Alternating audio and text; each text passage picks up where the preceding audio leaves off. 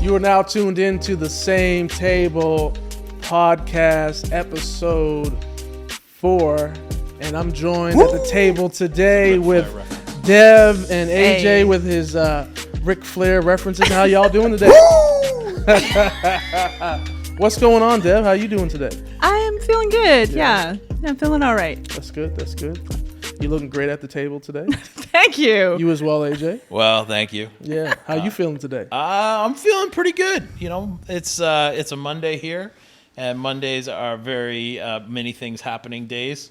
But I'm feeling good. I'm feeling happy. I'm ready to have this conversation. You ready to have this conversation? Well, let's get into it. Again, we're episode 4. This is actually our last episode of this first season. We've been talking about messy reconciliation and how we can address the mess. And we started this season by talking about what is the Same Table podcast? What is this about? And really, if you don't remember, it's about people with different perspectives and different cultures and different experiences coming together around the same table, which is metaphorically, in this case, is Jesus. Jesus is the unifier as the diversity of believers come together in Christ.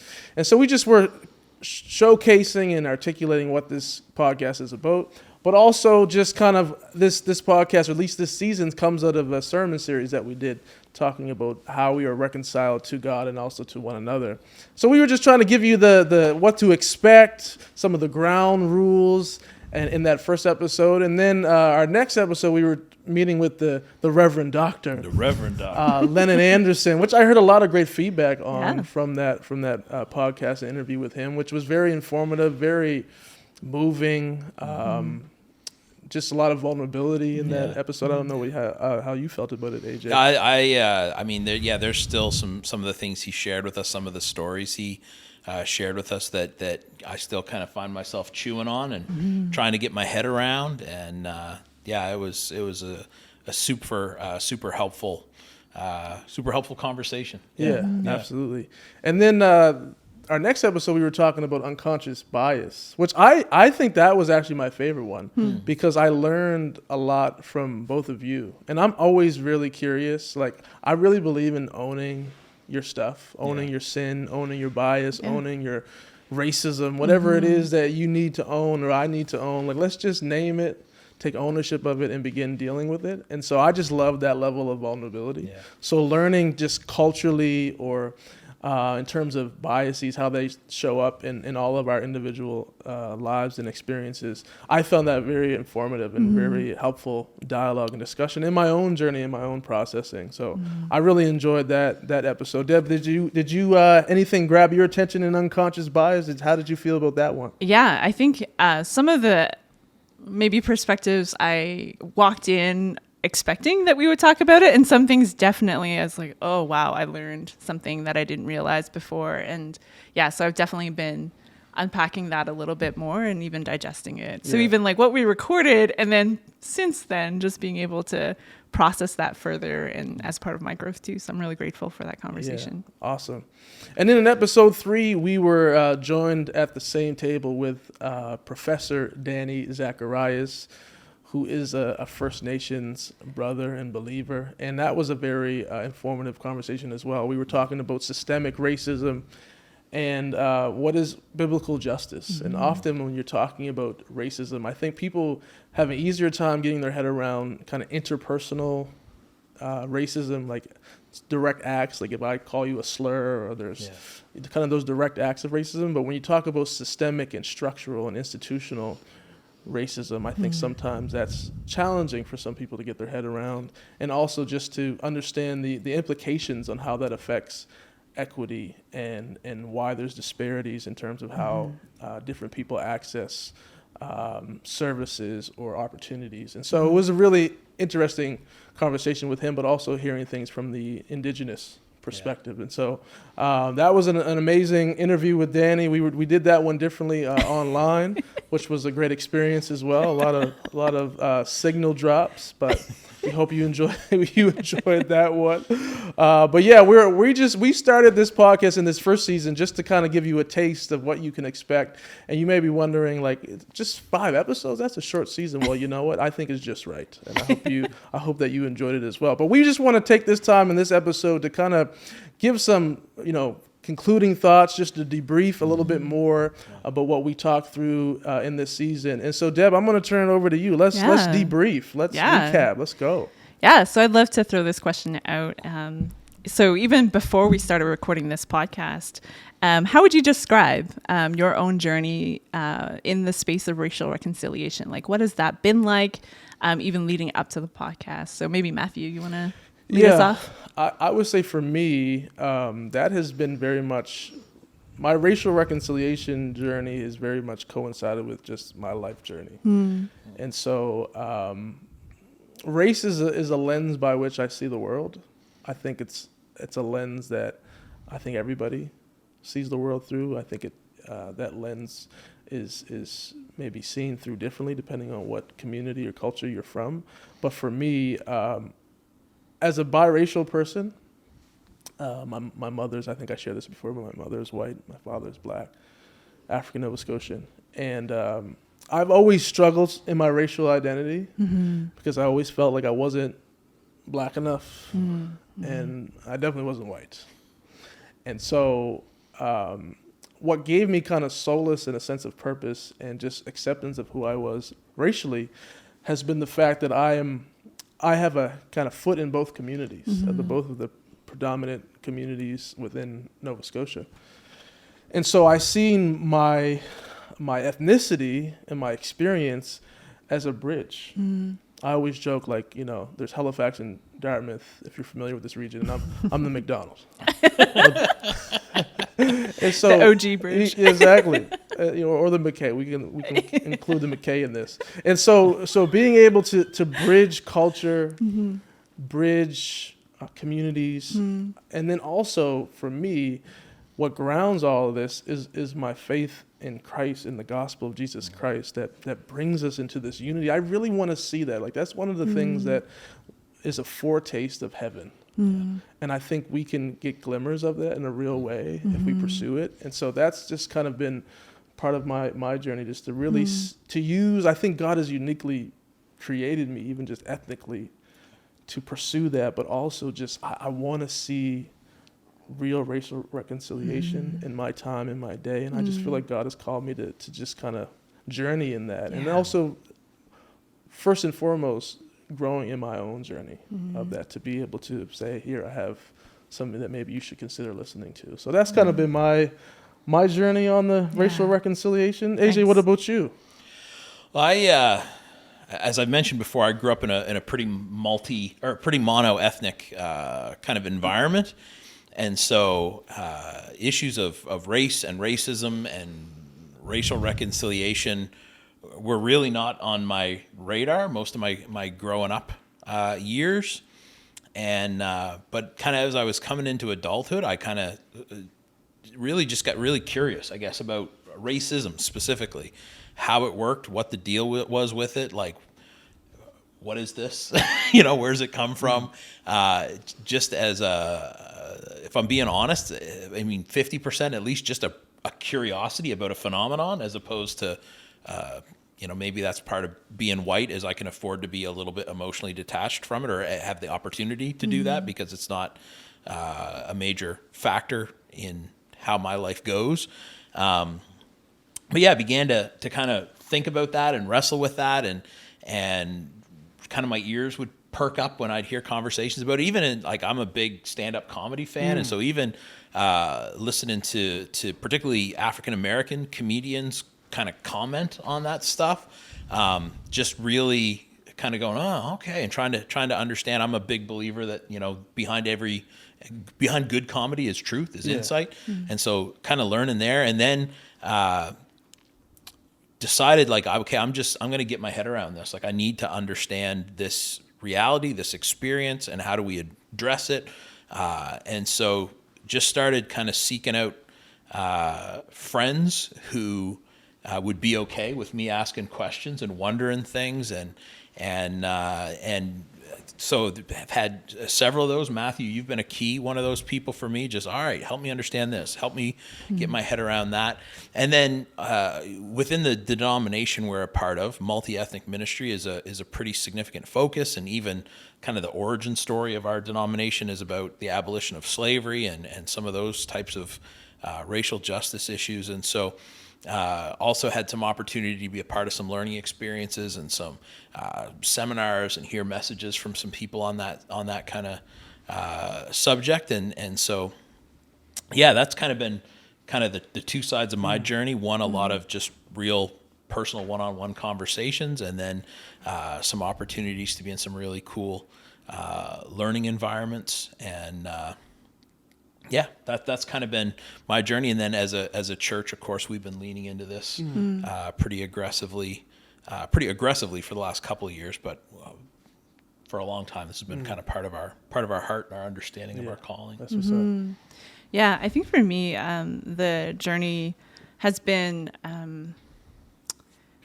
just like the story that I've shared already about like where my perspectives and where I come from. I think the racial reconciliation piece has probably been more recent, like 5 years, maybe even. Because I think before that, it was a lot of like not even understanding language of like to describe my own experience and being able to convey or talk about the uniqueness of the way that I saw the world and how the world saw me too. And so I think part of it was learning some of those languages and trying to find the words that couldn't be offered to me from my community because I was, just that third culture kid and second generation immigrant. And so it's not afforded to me. I don't have someone to look up to that can guide me in that path. And so it was a lot of like forging that for myself and trying to understand that.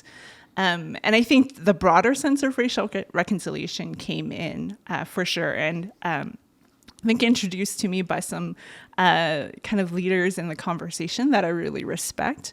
And opened up my perspective of understanding the broader other people groups and their journey through reconciliation and what does that look like in the church. So I think that's been more recent for me. And then I definitely think at the beginning, I was just kind of quietly trying to learn it on my own and trying to engage with it.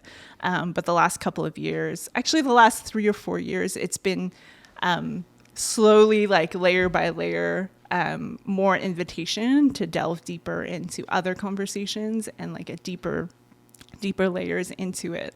So it's like kind of an uncomfortable thing because I'm a person that really likes like smooth going, like peaceful, like just like everyone gets along.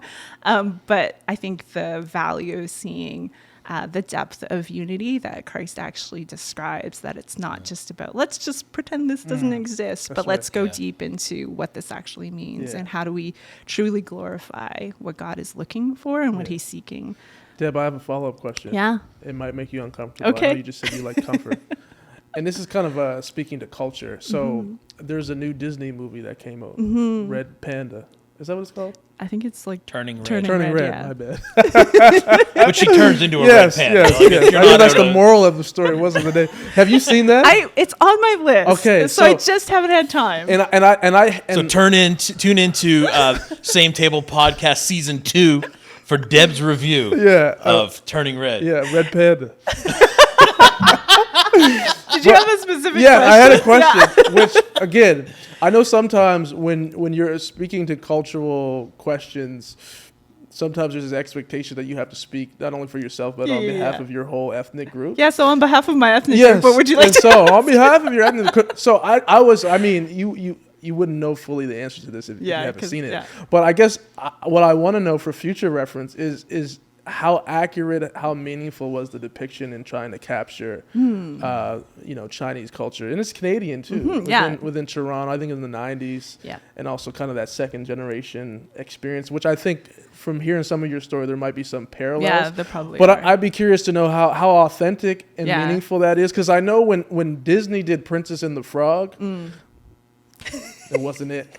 That's your review, hey? No, it was not. It is just, half the time she was a frog. Yes. Number one. I ain't going to go down this rabbit trail. But it was Disney, you need to do better. Next time you do a black depiction, do better. Get some research. Get some credible people. At least use Right to the At camera. least use Pixar. You couldn't even get no Pixar. Anyway, I digress. Back to you. When Beauty and the Beast came out, I know I really no, just on behalf of beastly people everywhere, I was like, this is not how we That's are, not it. guys. If you think of a specific question, Yeah. you can like ask me. But if it's all dependent on the movie, unfortunately, It I'll is. let you know It when is. I It was watch more it. just a general sense. Okay, okay. Red Panda. my kids enjoy it. TM trademarked by Matthew Thomas. That's like the cheap knockoff That's right. version. That no, coming soon to Amazon Prime. Red Panda. Oh man. So I mean, Matthew kind of recapped all the different conversations we've had around this table. So throughout this season 1, though it was short and sweet, what are some things that impacted you? What are some things? I mean, I think AJ, you alluded to some things you're still chewing on. So yeah, what has your growth been like through the season 1? Yeah, well, as I mentioned, some of those stories that Lennart shared were really impactful. I mean, they were hard and heartbreaking stories. So there's an emotional impact, but also just chewing on, for me, I guess some of those drove home how current, Matthew alluded to kind of the difference between those kind of direct intentional racism and systemic racism. Those drove home for me how there's still a lot of instances of that, like direct, like I personally am being directly racist against you personally. Stuff like that was helpful and healthy for me to hear. I think it's easy to think of, even if you're someone who gets the idea of systemic racism, to kind of think that like mostly racism exists as a legacy issue now, as opposed to there are still like just hate-filled jerks out there. And that a lot of times my brothers and sisters of color are carrying those experiences, and that's informing the way they see the world and the way they maybe tend to think other people are going to see them. And so that was really helpful for me. Deborah, some of the stuff that you shared about kind of being made to feel like an outsider or being othered, I think was the language that you used. That was a really helpful thing for me, although I don't have any real meaningful experience of that along ethnic lines. I mean, I've been places where I was a minority, but then I went home after, kind of a thing. That's a very different thing when that's how you feel when you're whatever region is home for you.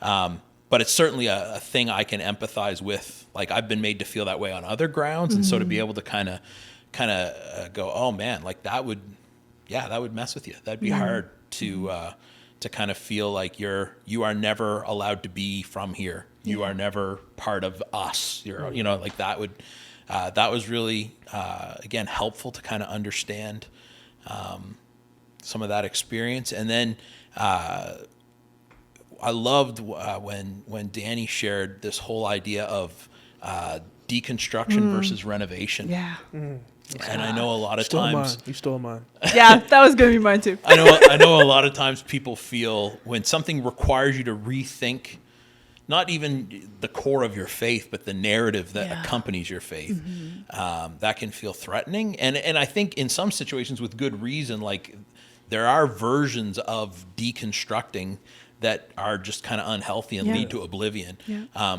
But the place my brain went as he was sharing that was, I do a lot of tool restoration, old rusty hand tools and stuff.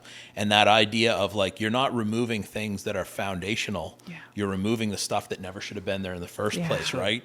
And so sometimes, you got an old tool that's got some crappy repair that the guy who had it before you did, and you have to undo that in order to make it right.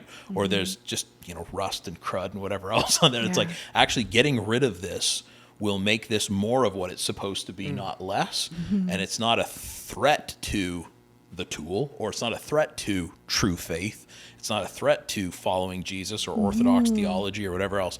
It's actually a purifying of that. It's a refining of that, making it more what it's supposed to be and taking stuff out of it that never should have been there in the first place. I found that to be a really healthy, kind of give you a mental framework to kind of process through some of this stuff as you, he talked about decolonizing faith, like as you're starting to kind of go, all right, what is the core of what is ultimately a Jewish faith, and what is just white people stuff, and how to kind of navigate that. I think that was a really helpful kind of distinction to make. That was good. That was good.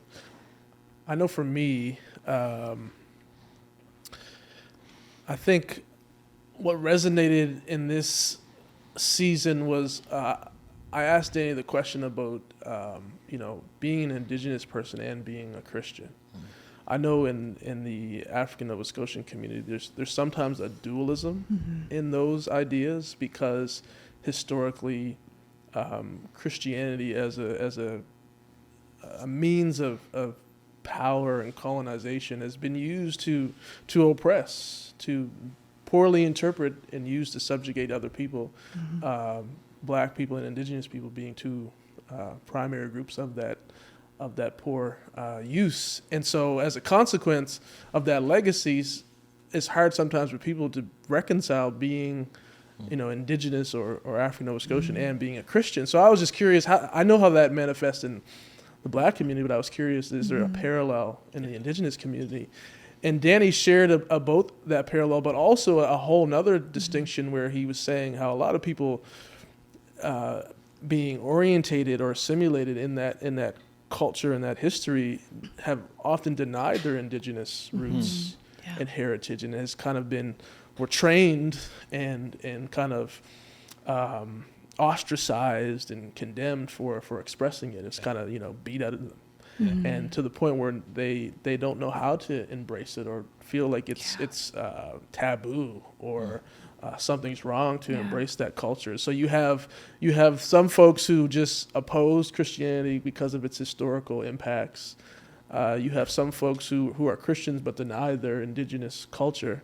And then you have some, like Danny was expressing, who's trying to reconcile all of it and almost reclaim or reconnect with his Indigenous roots, but also still be rooted very much in his faith in Jesus. And I just thought trying to process that very interesting, and also was grieved by just how sometimes cultural groups have to reconcile a lot to follow Jesus. And I think that's really informative in helping, understand people who are journeying, even though we follow the same Jesus, how we get there, what we live with, or how society perceives us. I think it's just important to have that sensitivity and compassion for one another. Yeah, I learned a lot from Danny's episode, like just that interview. I think one thing that kind of connected for me was even hearing your perspective, Matthew, in the unconscious bias. I don't think I ever really considered that, even just the way that you had said it, AJ, like that other people are cutting in line with like cutting in line. cutting in line. I was like, ooh, okay. I never thought about it that way. And I just appreciated hearing that perspective, and then kind of hearing Danny kind of unpack the journey of the Indigenous people. I think what it connected for me was just one thing that I've been processing a lot, that I mentioned even earlier, is just like there isn't a set path in my community in this space. And so I'm kind of like feeling a little bit lost sometimes. I'm like, who do I go to try to understand, like, how do we approach this conversation well? Like, how do I even approach it with my elders in my community? Because some people are like, I don't know if I want to talk about this. And so it's a hard space to try to like figure out within my community. And I think one thing that I've been really impressed with is like impressed upon my heart with is just the leadership of someone like Danny, of like Terry LeBlanc, and like you, Matthew, just kind of leading the path of like, we've been on this path for a long time. And I think it's been helpful for me to even recognize, just kind of my place in this story and the leadership that's offered already in the community of believers. And I think that's been really impactful for me. And 100% what Danny was talking about, the reconstruction, the renovation. I just so appreciated his pastoral words and just like that heart of love to kind of encourage us to, I think what it did for me was just an affirmation to not fear those seasons where God just really wants to do that work in us and to join him in that work, as opposed to like fighting it because of all the other voices that tell you like this is not something you should do or not something you should pay attention to. That's right. Yeah. I had a question, AJ, about something that when I took in the Reconciliation While Black podcast, like watching it, because I wasn't part of that interview, but watching it, I think one thing that I struggled with, and I'd love to hear your perspective on, AJ, is just like Pastor Leonard, he had so many painful stories. And I think one thing that I struggle with sometimes is watching the need to bring those stories forward for others to have compassion and to like be moved by them. And I think I felt that tension. I was just curious, like from your perspective, I think it's really helpful, and I really lament that we have to do that. I there's this weird, there's almost an injustice in that people who have experienced those traumas have to relive them. Yeah. On the one hand, but on the other hand, there's also I think a necessity, because if you don't know, you don't know, right? And so I think, having an opportunity to hear those experiences for people who don't live in that world and who haven't experienced that kind of thing, it gives us a frame of reference. It helps us know what we're talking about. Like, one of the things that I find really frustrating about talking about racism is it's such a giant and vague concept. Like, there's 20 different definitions of it. There's 172 ways it can show itself. And there are people who have, I think, definitions of racism that are maybe a little broad. And there are lots of people who have ones that are very narrow. Like, unless I yelled, "I hate you because you are," and then did something, it's not racism. Like, I don't think that's a little too tight a definition. But then there's other, it's one of those things that I think is, it's a necessary, but painful thing. For us to understand each other. And it's, to me, I think that the reconciliation is at its heart about relationship. And then that overflows into broader issues of justice and dealing with systemic issues. But I think it flows into and out of relationship. And so in order to have a relationship with someone, you have to know them. In order to know them, you have to know their story. And so, in the same way that if any two people are going to get close, they need to know each other's stuff.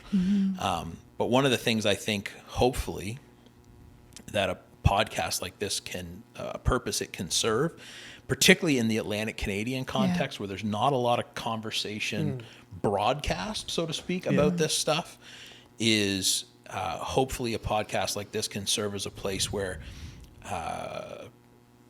people like you, Deborah, people like you, Matthew, people like Leonard, people like Danny, can share those stories and share those experiences in a way that's immediate, and there's an intimacy to it, but it's also captured so that that's not necessarily a story that has to get told 500 times in order for 500 people to hear it. Genuinely, genuinely. Look at the podcast. I think that there's a value in that. Like, I think to take with Leonard, for example, I think it's really easy for people who look like me, at least, when we think about people of African descent facing racism, for that to be really anchored in stories from Mississippi and Alabama. That, not that those aren't relevant, but there's not that clear translation to our context here. And I'm not trying to say that the way racism looks or acts or whatever is less here, but the story is different. And so I think knowing the story here allows you to respond to the story here and to live in the context of here. And so, that would kind of be my thoughts on that. But I think it is important for those of us who don't carry those kind of traumas to understand the deep level of loving act it is for people to share their trauma with us. That's something as a pastor I say all the time, that people's pain, whatever it is, I mean, goes way beyond anything to do with racial reconciliation. People's pain is sacred space. And so whether it's they're inviting you to stand next to them at a casket, or whether it's they're asking you to help them try to save this marriage, or whether it's they're telling you about the abuse that they've endured, or the mental health struggles they have, or the racism they've been subject to. That's take off your shoes, kind of, not literally, that would be weird, but like metaphorically take off your shoes. Kind of like that holy ground. It's exactly. It's a holy ground thing. And I've always felt weird as a pastor. I don't know why. I grew up around pastors, but whenever someone's like, a loved one died, can you come visit? I'm always like, hokey, like you don't just invite random people to that, right? Yeah. And so to me, when someone goes, hey, here's a trauma I'm sharing, and especially, this is maybe one of the biggest differences when it comes to racial reconciliation, is the benefit for someone who's experienced racism sharing their experiences with that. It is likely more helpful for you than it is healing for them. Yeah. They've had the chance to tell this. And you're not a therapist, right? And so in a lot of those contexts for me as a pastor, when I'm asked to be in those, there's at least some sense that maybe I'm helping, sharing the load somehow, whatever. Whereas in this context, it is very much an act of service that our brothers and sisters of color are doing for us, and we need to honor it as such. Yeah. That's good. I think it's like, I appreciate your posture, AJ, because I think what you described was just a receiving of a gift, and that it's like something really precious that was given to us by Lennon and by others who shared their experiences and their stories.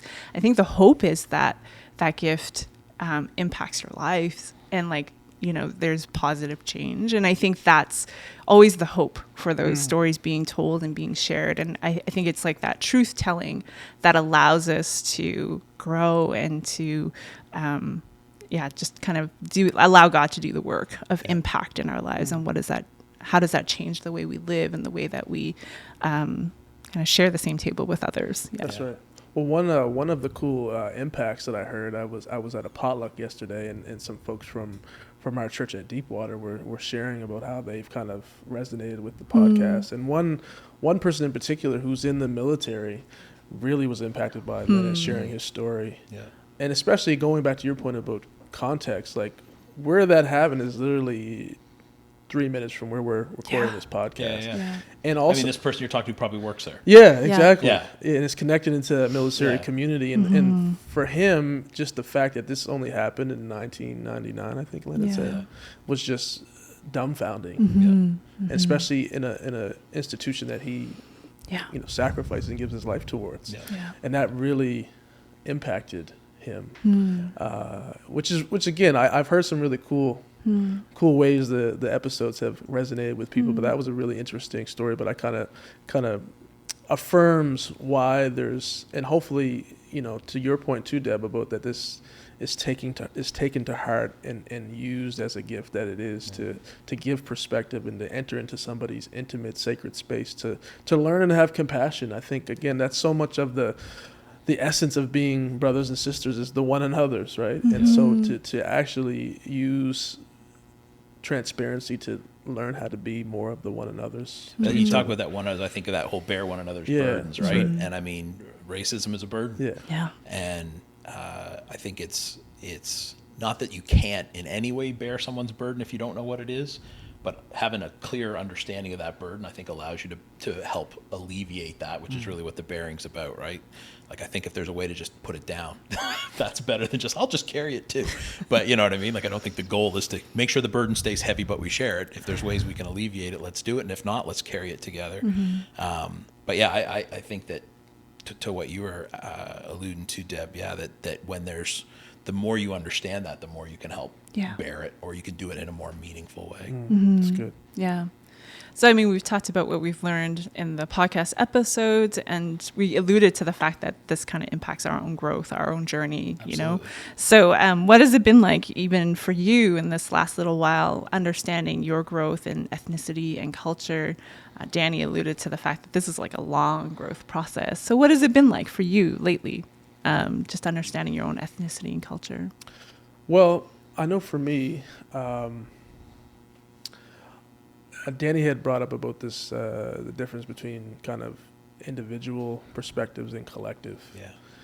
And I know typically both the Indigenous community and the African Nova Scotian community would share kind of more of a collective frame of reference as we exist, as how we see the world, more than being very individualistic. And so when things happen, it's not just an individual incident, but how does that ripple out to impact the community? Yeah.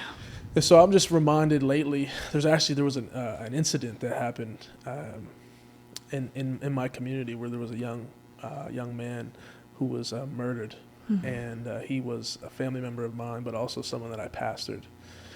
And I've been really, and still am in this moment, wrestling with the grief of that, and the grief, again, not just him and my family, but my community. Like, just, and not just that there's issues, but just I know that so many people feel this, and feel what I'm feeling, and have their own kind of story or own processing of that.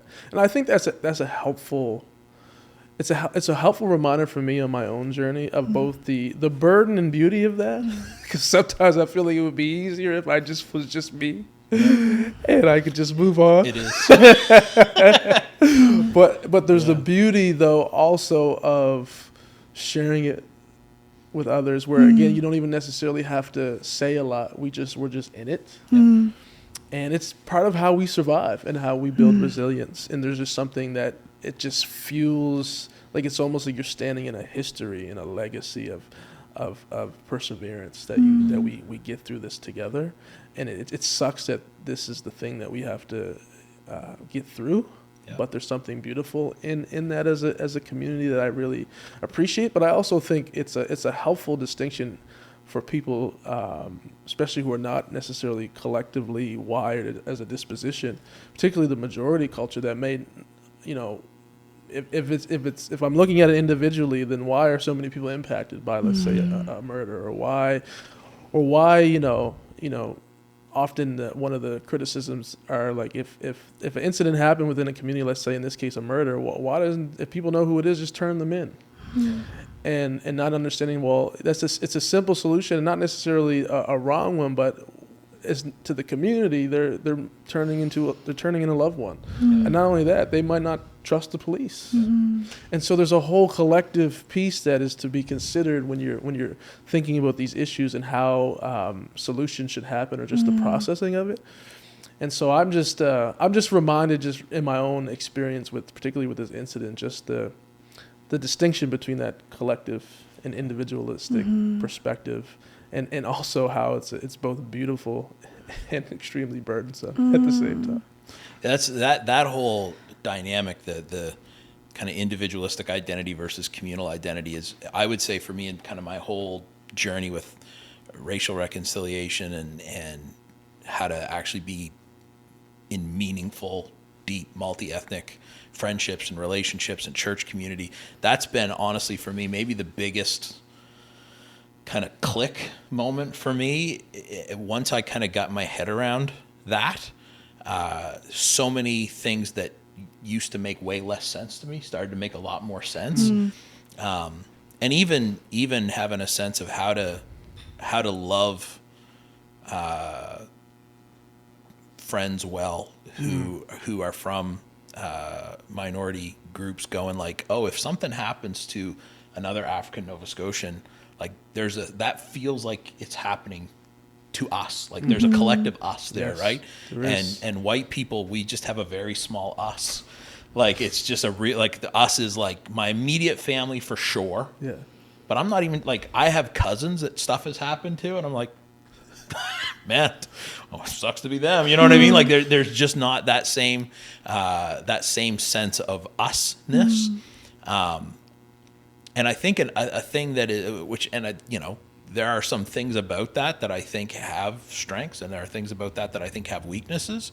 But I think it's also really helpful, almost kind of circling back to what Danny was talking about with the renovation thing, is one of the things actually that a lot of times people struggle with when they look at the way God deals with people in Scripture is that he deals with them collectively. Like there's a lot of times like a couple of you messed up, so all of you are going to suffer, or a couple of you did something right, so all of you are going to be blessed. And so I think it's a helpful thing for people who are white like me to understand that collective versus individualistic dynamic, and not necessarily to like we have to figure out how to embrace a more collective thing, but to realize it's every bit as valid, and it's more biblical. It's more biblically accurate. Yeah, it's more like if your goal is to see things the way the people in Scripture tended to see things and the way God seems to deal with things, you have to get your head around that collective identity in order to understand some of your current neighbors, but also in order to understand biblical times and people and how things worked there. And so again, whether one is superior to the other or not, and in what ways you could debate, but you certainly couldn't argue that an individualistic approach to identity is superior, or else you're really going to mess up your whole understanding of Scripture. That's good. Yeah. Because I think maybe I appreciate you sharing that piece, Matthew, from like what even you're dealing with right now. And I think one thing that I just want to hold space for is your community, your people kind of carry this burden internally. And I think there's a piece to that shouldn't be just like your community carries this burden. And like the Bible talks about, if one part of the body is hurting, then we're all hurting. And I think, just kind of lamenting that weight just goes back to your community. And what does that look like for the body of Christ to reflect that communal bearing better? So I think that's something that's just even hearing you talk about it and the weight it has been for you. I think that's something that's really challenging for me. Well, Deb, I appreciate that, and I appreciate your compassion. One thing AJ kind of alluded to this that I find extremely helpful, and again, when we're in real relationship and community, it starts to transcend our ethnic differences, is when, like AJ shared about like him checking in, or Deb, there's been many times where you've checked in with me, and I try to be intentional of checking in where it's not just the individual, how are you impacted as a community, like not just an incident, but how does that ripple out? And I think for me, one of the signs or indicators that we're even progressing as a collective church and journeying along this line is when we're mindful of that, and like that triggers in our mind that, you know what, I know my brother and sisters enough that this might be impacting them in this way, and I'll reach out and say, how are you? How are you doing? Like that goes so far to affirm somebody's collective pain and hurt. It's very meaningful to be seen, when often the experiences that we get is to dismiss. Yeah. So instead of a microaggression, it becomes a microaffirmation. And that, I think that's how you build trust in relationship. And again, that brother and sisterness begins to have enough traction where it transcends those things that try to separate us in society and divide us. I would say to people who don't come from cultures that are wired that way too, that we don't have to understand why it works that way to understand that it works that way. And the fact that it does work that way is totally valid. You know what I mean? Like I can't, like I have a hard time sometimes understanding how that takes place, and even the ripple effects through the community, because I don't have a frame of reference for that. I'm not part of a community that things ripple through. But that doesn't mean I can't understand that it works that way, and care that it works that way, and acknowledge that it works that way, and not try to think that it shouldn't work that way. And so I think one of the things, I think in empathy in general, sometimes where we struggle is if we can't understand why, we can't understand that, right? So like, this really upsets you. Well, it wouldn't upset me, Yeah. So therefore, it's not valid that you're Yeah. upset, as opposed to Yeah. going, doesn't matter that it doesn't upset me. It does upset you. Or it doesn't matter that that doesn't stress me out. It does stress you out. Or whatever again, any subject, any issue this is true for. And instead just kind of going, this is kind of their reality. This is their context. This is how things work for them. And the fact that I have a different instinctual response to it, or that I don't have a frame of reference for a similar instinctive response or kind of automatic response, doesn't make it invalid or wrong. Yeah. And I can understand that, even if I don't fully understand why. That's Yeah. right. That's Yeah. good. I think you guys alluded to a couple. Matthew, you alluded to one instance where you've seen someone impacted by some of the conversations we've had. Like we've shared that we've been impacted personally. That's right. How have you guys seen other impact within our church community, our local community, from some of these conversations, or maybe it opened up Yeah. the opportunity to have more conversations? Well, I want to shout out Tanya if she's watching. She's a faithful viewer. She told me yesterday that she's so engaged in the podcast that she like talks to the screen. Yes. She's like talking back and like saying things that resonate with her. That's and she's awesome. kind of like having a dialogue, even though it's just I feel like I can hear pre-recorded. her even now. Yeah, that's why we don't have to do a live audience and just have some people ask questions. Maybe we but- just Tanya. just Tanya.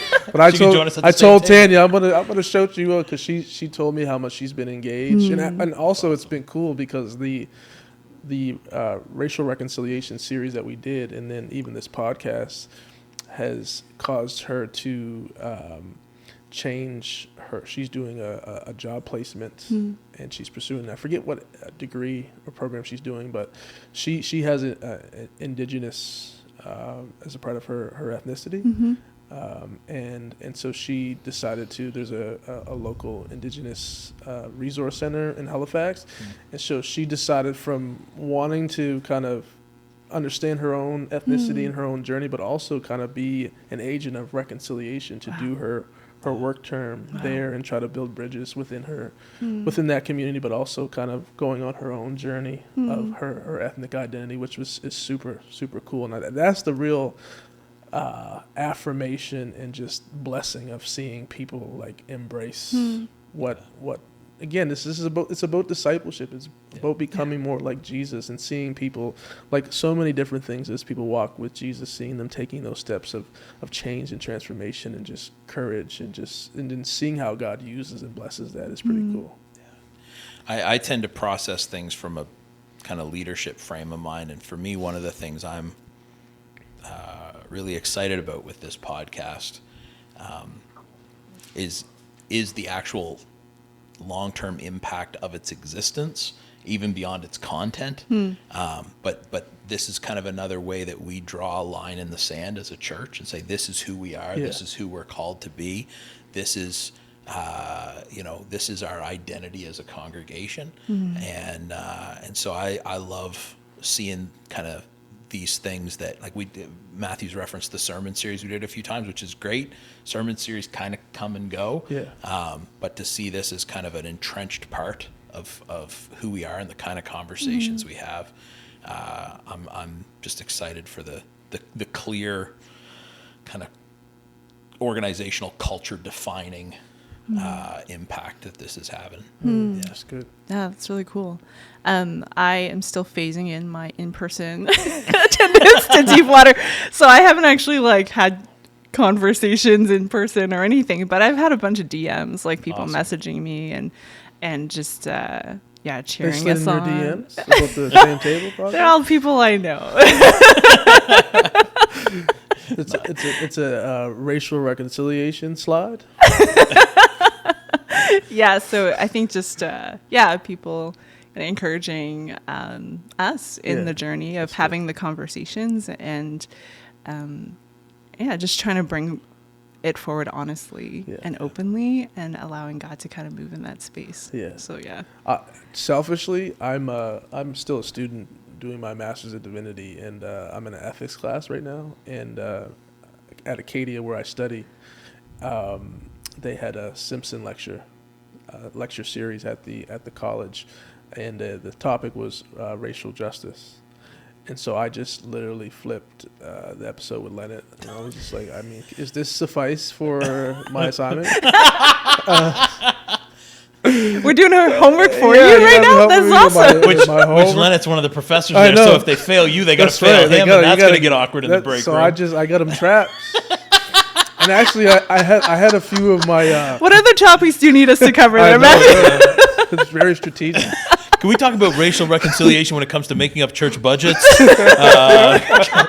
And if you guys could put together like a sample budget for me that's all like racially reconciled, that would be great. That's right. But a couple of my classmates and also other pastoral colleagues, I've seen them share on social media and just kind of similarly to you, Deb, send a DM or a message just saying, like, I really appreciate this conversation. Because as you were saying, AJ, I just don't think this conversation gets captured. I know it gets had a lot, but to actually capture it, and again, my hope with this podcast is for people to be able to see reconciliation in action and actually discussed and lived out. And that's something that I really learned, like, often we have these conversations in our silos within our own groups, but not often do you have them when you leave what's comfortable and familiar and get into a space together and just dialogue. And that takes a lot of courage. It's not easy, but it's what we're called to. And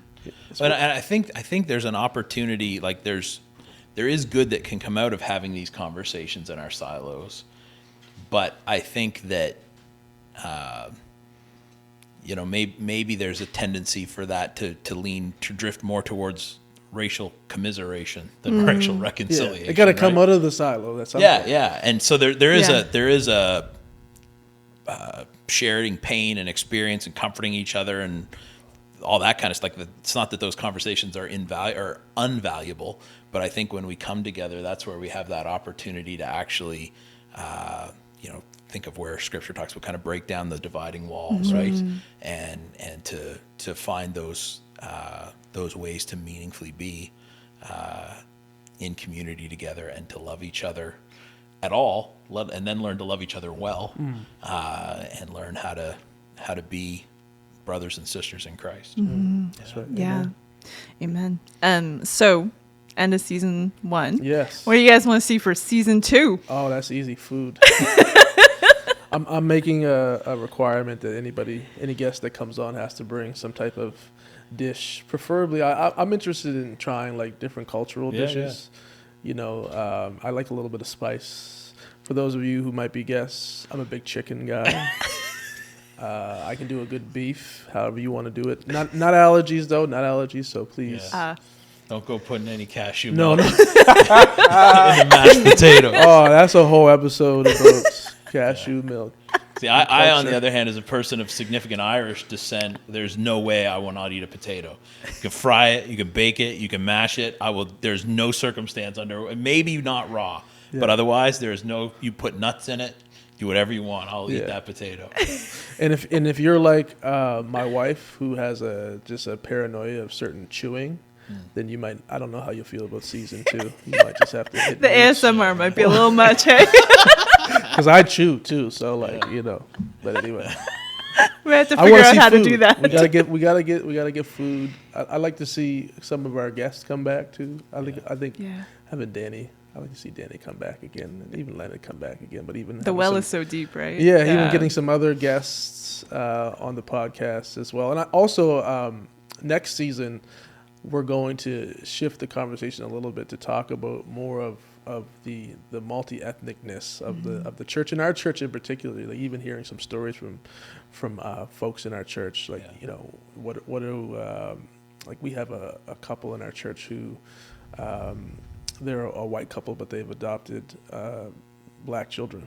So I'd be curious about what that dynamic's like. Absolutely. AJ and I were joking. We have an interracial couple in our we have lots of interracial couples in our church, but one of them in particular, one of the Andrea is her name. She serves on our leadership team, but even having that kind of conversation showcased. But AJ was joking. Is this like a soft recruiting of new new she guests? Already knows. She already knows. This is not news. But AJ said, "Don't you guys have interracial conversations every day, like between her and her husband. So I thought that was funny. But anyway, but we're gonna have conversation is a multi-ethnic that's right, conversation. everything. I like but we want to like really celebrate and showcase just some of the diversity within our church context, and to really honor that. And so that will be something that we'll begin seeing, like what is the multi-ethnicness of our church, and how do we live that out, and how do we have a multi-ethnic, again, not just a Sunday experience, but how does this become our lifestyle, our walk with Jesus, which is much more important. It doesn't make sense for us to have a microcosm, an anomaly on Sunday of an experience, but then we go live in our silos, segregated lives like that. And it's just really, especially as our culture becomes more diverse, there's a missional pulse to go and to engage that I think we have even more of an emphasis to do, as our city and the nations are here. They're coming here. We don't even have to go globally. Speaking of that, I'd love to have some folks on who are like recent immigrants, both to hear their perspective on kind of these issues in Atlantic Canada, here in Halifax, but also to hear from people whose not just their cultural context is different, but their multicultural context is different. You know what I mean? Who have experiences in places where white people aren't the majority, or who have experienced some of these dynamics. I find you learn a lot from compare and contrast, right? And so hearing from people whose their different experiences here, which is a lot of what we've talked about this season, but also to hear from some people different experiences other places, I think would be super interesting. And I'm all on board for some food too. Yeah, absolutely. What about you, Deb? Well, I already told you guys, I'd like to see more females at the table. I'd love to see more voices that, I agree with what you guys are saying, more diverse voices. And that means like experiences, ethnicities, gender. That's right. Absolutely. So, yeah, I agree. I wholeheartedly agree with food and just opening up the table to more people. And I think that would be really exciting to see. Yeah. Awesome. Yeah, man. Are we ready for the rapid fire Let's go round? rapid fire. Let's do it, AJ. All right, here we go. Rapid fire round. Maple or walnut? Walnut. Okay. Walnut. So when I first read this, I was like, maple syrup and walnut nuts? So this is the trick question. There You you got go. to assume Then from I a would- food perspective Yeah. or from a wood wood. perspective. But then I was like, I went but food. AJ, Won't you die from walnut? No, I can eat walnut. seriously? I like to put the maple and walnut actually together. Yeah, no, as foods they do. And Yeah. actually as woods they look really nice Okay. together too. Yeah. It's a nice contrast. I'm like, do I know enough about wood to know the difference? I'm clearly biased towards the food. If you're aspect talking of this question. talking wood, the correct answer is walnut. All right, number 2, superheroes or sports? Oh, that's easy for me. Sports. I would more readily watch a superhero thing than a I like both. sports Though. thing. I do like both. I'm detecting a desire for a third option from you there. That's Deborah. okay. These were AJ's rapid fire questions. Yeah, I probably superheroes. The only sport I like is UFC, but I would take UFC over superheroes. So that's a hard Okay. one to answer. Never hug again or hug one stranger every day for the rest of your life. I think coming out of COVID, I would actually want to hug people. Yeah. I think I'd take the risk. I mean, I'm not going to do it, but I think if I had to answer the question, I like hugs. Yeah. I do. I'll take a hug. Hug at strangers. Yeah, I'll hug some strangers. A masked hug is totally fine. I would prefer the hugs. I've actually been thrown into situations where someone else doesn't want to give a hug, and they'll be like, you know who will? Deb will give you a hug. And I do. Yeah. So I would totally prefer. Awesome. If the world was like no hugs as an alternative, Yeah. no. Yeah, Yeah. you gotta No. hug. Well, we're all on team hug then. I'd go that way. Books, print, digital, or audio? That's easy for me. I'm an audible learner. I actually got this from you, AJ. I prefer, rather than reading books, I like when books are read to me. Yeah. Oh. So I want to yeah. go audio. Like There are read to those me. who read and there are those who are read That's too. right. That's right. I am 100% I love analog, so print is what I love. I love touching, I love flipping and bookmark. I never write in the book, no, but I always like bookmark a lot of things, and I'll jot notes in my phone, quotes that I really like. But yeah, I'm very analog. So we're all on the same page. No Kindles. We either want paper or audio. No, I do prefer digital. Yeah, me too. Like I don't I don't love paper. It's not as accessible. I don't want to carry books around. I wanted the efficiency of it. The only paper I really liked in terms of a hard copy is the Bible. Yeah. I used to love when I went to church as a kid, and when like some of the older saints would be turning in their Bibles, and you hear those little ruffles of the page. I used to do that to my pages just because, not because I have experience in the word. It's just I just want to hear the sound. I See if we can get you an there's album of that. There's something about it. ASMR that. It's just so spiritual. Love it. Salt and pepper, or all the spices? So when you choose all the spices, you don't get salt and pepper? No, I'm gonna say just salt and pepper, or all the spices, including salt and pepper. Not all spice, but all the spices. All this, like garlic. Are you more of a salt curry. and pepper person, or do you like all kinds of No, spices? I want all the spices. Are we going to define the lines here? Like all the spices, of course. I want I'm all the salt and pepper. I want all the spices. I'm gonna represent my community. Yeah, you are. You are on totally brand. And go with You are on brand. If I had to pick, I mean, I'm not against spice, but if it was like for the rest of your life, you have to be open to all kinds of spices on all your food, or I mean, appropriately chosen, but or you just have salt and pepper. I think I'm salt and pepper. No, I will add in all kinds of other things when recipes. I'm like, they're missing a whole bunch of stuff here. You know, and I'm like, Just let me correct. yeah, you, exactly. Are you going a lot of salt and pepper though? Like a good amount? Probably more salt than I should. Yeah. And I had a professor in college who would put pepper on his, like, say, mashed potatoes so thick that you could brush it off. Wow. Like it was like about a A centimeter dusting, thick layer. a serious dusting. Oh, like a layer. Like literally like like you would, like if you were putting sour cream on a baked potato, he'd put that much pepper. Whoa. Like the same, like huge. And he didn't choke or like cough? No, he was a wild man. Shout out R. Melvin McMillan. I love you, buddy. All right, so last question then, a follow-up to the previous one. Salt and pepper or Spice Girls? Ooh. Whoa. Snaps for that one, AJ. Thank you. I was pretty proud of that one. I'm not going to lie to you. That's a hard one. I feel like that might be the best contribution I've made to this whole season of the podcast. That's a great question. That's a tough one. I would say I like Salt and Pepper in terms of song. Like Push It, that's a classic. Yeah. Love that song. But they're a little bit before my time. Just a little bit. Like I have an older sister, so I would have more heard them from her playing it. Yeah. But when I was coming up, the girls, They were spicing up your life? they were spiced up my life, man. I gotta go Spice Girls. I just got to. I gotta stay in my era, man. Era. Yeah, Spice so my brother owned Salt and Pepper albums, so I listened to them, but I owned one Spice Girls album. Oh, So there I you think go. if you're looking discography, Yeah. I'd have to say Spice Yeah, Girls. if you're looking for like the forensic evidence. Yeah, exactly. Yeah, I never listened to either. I just thought it was a clever play on words. But I could probably name more Spice Girls songs than I could Salt and Pepper songs, so I would have to say, based on that, probably Spice Girls. Okay. I guess. That's it. That's the rapid fire round. Well, there you have it. Episode 4 is done. Season 1 is done. We thank you so much for joining us at the same table. We hope you tune back in for our second season. That will be coming out in the fall.